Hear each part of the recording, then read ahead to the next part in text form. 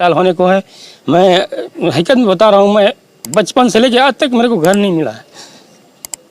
हकीकत है भाई, गांव जाकर सच्चाई पता कर सकते हो।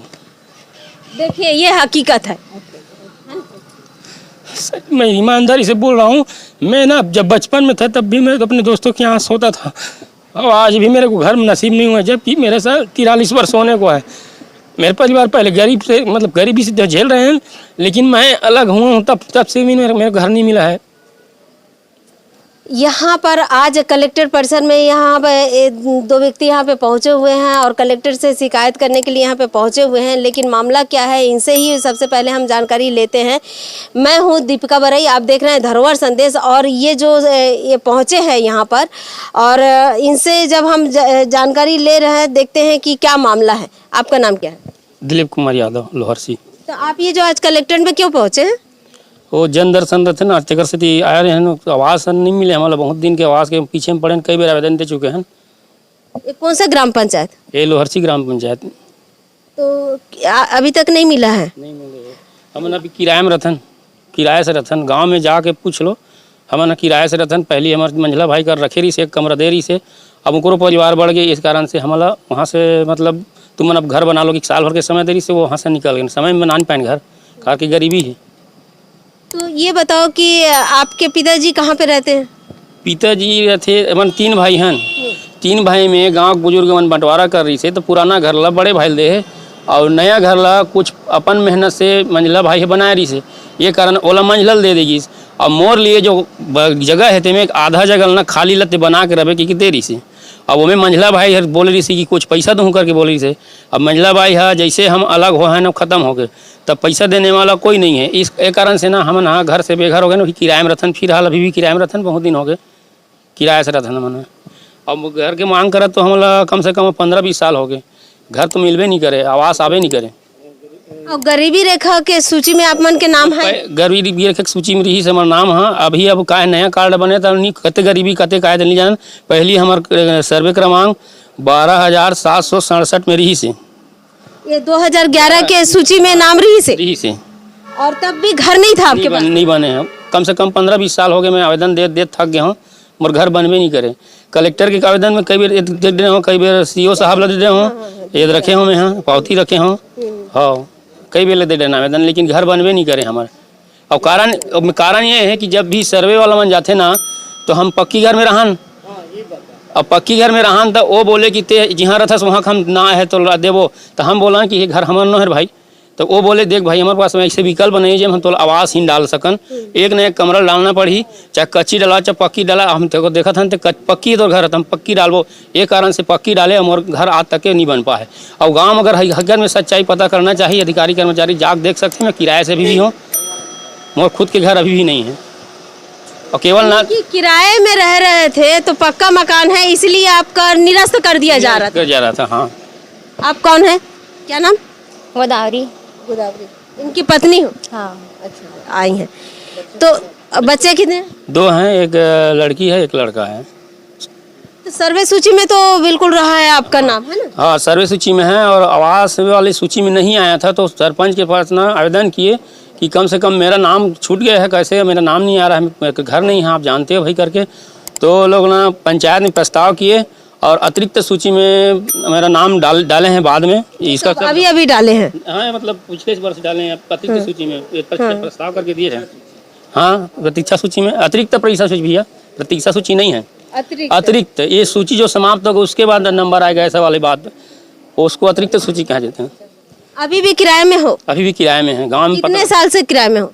अभी फिलहाल किराए में अभी 4-6 महीने हुए हैं। पहले हम लोग वहाँ रहते थे मंझला भाई के घर में, तो उनका भी परिवार बढ़ गया है, इस कारण से वो लोग ना निकाल दिए हमको कि यहाँ पर तब समस्या हो रहा है भाई, तो आपको समय दिए थे हम बनाने के लिए, आप घर नहीं बना पाए तो घर को छोड़ दो, आप कहीं जाओ, ऐसे करके। तो हम राशन कार्ड अलग हुआ था तो क्या आप राशन कार्ड अलग बनाए थे? हाँ मेरा राशन कार्ड तो अलग बहुत दिनों से है, 2011 से पहले 9 से है, ऐसा लगता है, मेरे को मालूम नहीं है, लेकिन 2011 में तो था मेरा कार्ड नया।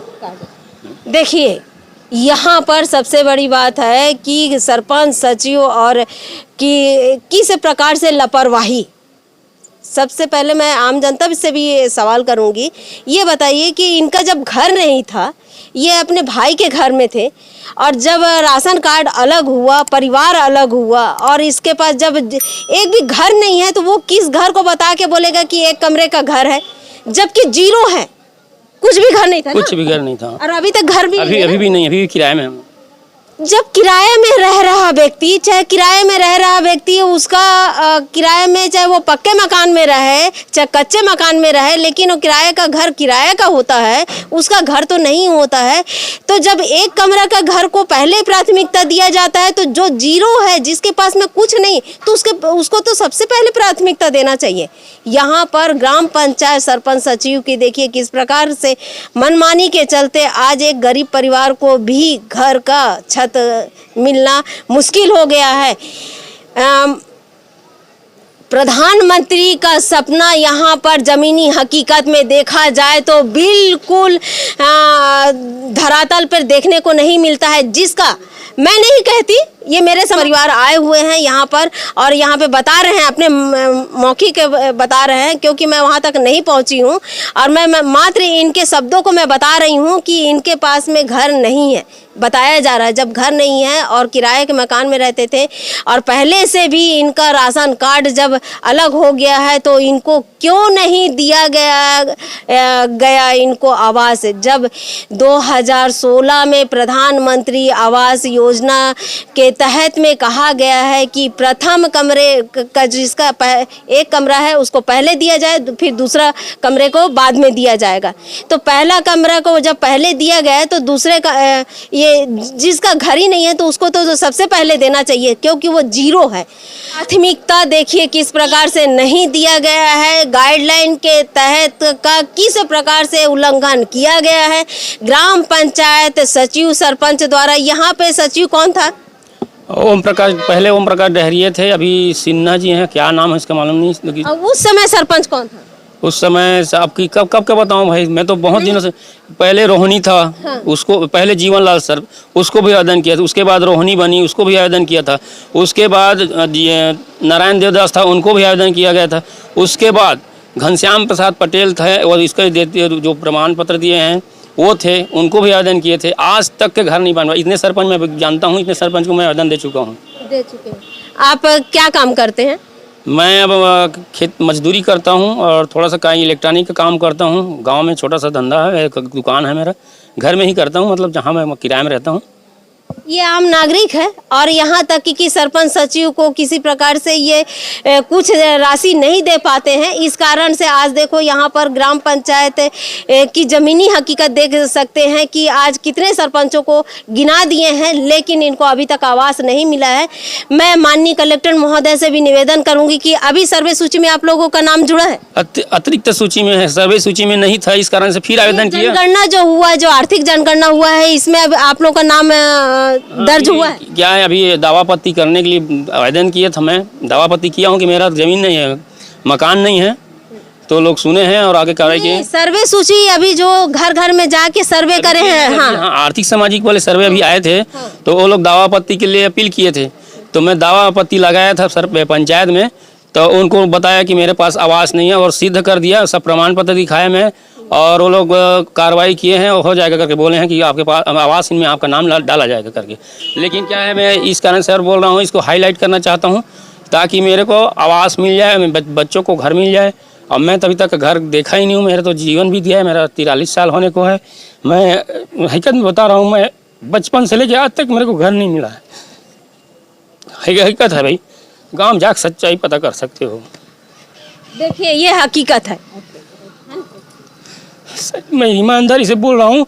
मैं ना जब बचपन में था तब भी मैं अपने दोस्तों के यहाँ सोता था, और आज भी मेरे को घर में नसीब नहीं हुआ, जबकि मेरे साथ 43 वर्ष होने को है।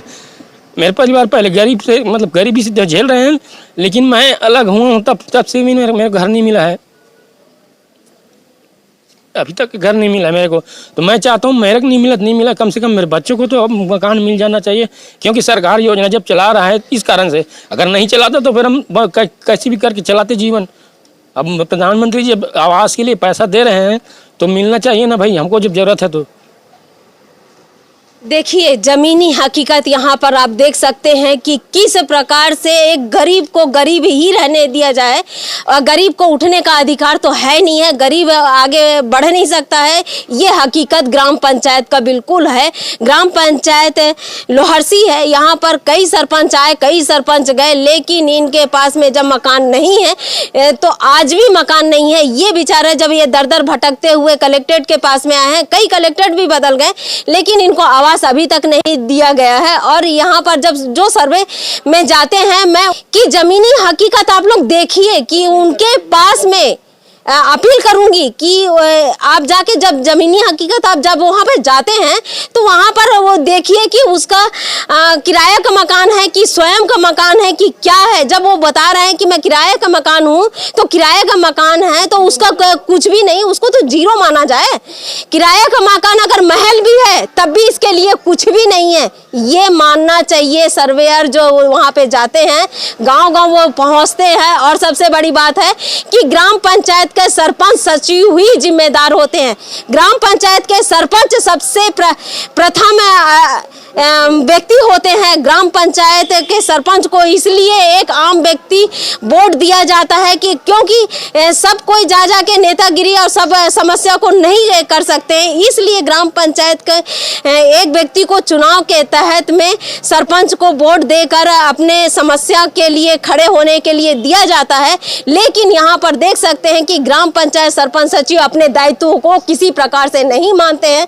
मैं इस कलेक्टर महोदय से बोलूंगी कि बिल्कुल सूक्ष्म जांच किया जाए और इसको जो सबसे पहले, क्योंकि इसका बिल्कुल घर नहीं है, जीरो में है, किराए के मकान में रहता है और रहने पर मजबूर है, तो इनको सबसे पहले प्रतीक्षा सूची में नाम नहीं दर्ज होना चाहिए। ये सबसे पहले सूची में नाम दर्ज होना चाहिए क्योंकि इसके पास में घर ही नहीं है, तो इसमें प्रतीक्षा सूची में नाम दर्ज क्यों किया गया। और सबसे बड़ी बात है कि आप ग्राम सभा जिस दिन भी होता है उस दिन जाइए और ग्राम सभा में वो जो रजिस्टर रहता है, रजिस्टर में आप अपना ये करवाइए और आने वाले सूची में आपका सबसे पहले दर्जा दिलवाने का काम करेंगे कलेक्टर महोदय। ये बिल्कुल है। जिला पंचायत मैडम से भी कहूंगी कि कम से कम इनको सबसे पहले प्राथमिकता दिया जाए। मेरे समाचार के माध्यम से इस तरीके के जो गरीब हैं और इस गरीब आम जनता की मैं खबरों को उठाती हूँ और अगर दिखाती हूँ, और ये समाचार को आपको अगर अच्छा लगता है तो बिल्कुल मैं आम जनता से अपील करूंगी कि इस समाचार को आगे से शेयर करिए, कमेंट करिए और यहाँ तक इतने दूर तक पहुँचाइए कि माननीय मुख्यमंत्री तक, नरेंद्र मोदी तक पहुंच सके। ये समाचार के माध्यम से उनके पास तक ये जो आम जनता की आवाज वहां तक पहुंच सके। मैं हूं दीपिका बरई, आप देख रहे हैं धरोहर संदेश।